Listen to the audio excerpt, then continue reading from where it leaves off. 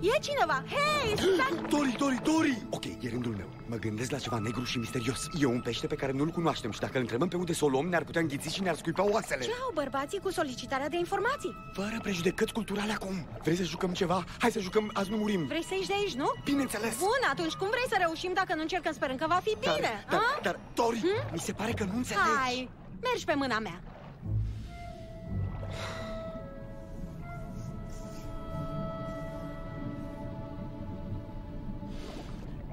Bine. Scuză-mă! Micuțule! Bună! Fii amabil, salută-l! Bună! Fiul lui Bingo! Nemo a fost răpit și dus la Sydney! Da!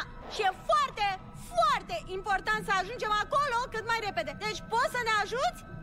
Haide, micuțule! Haide! Dori, eu sunt micuț. Nu cred că ăla este micuț.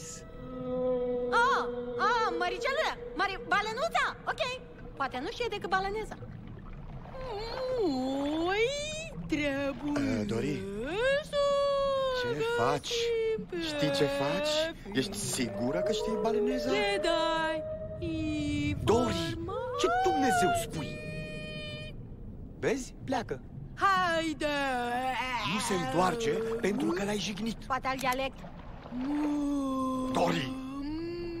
Dori, asta nu e baleneză. Sună stomac deranjat. Baleneza cu cocoașa? Nu, lasă cocoașa. Perfect. Chiar par bolnavă. Mai tare, ha? Nu fa asta. Prea multă orcă. N-a sunat a orcă? Nu a sunat a orcă. Nu suna nimic din ce știu. Și cine știe? Poate că e foame. Nu-ți fă griji. Nu mănâncă pești clov, mănâncă plancton. Fugiți! Uite, plancton!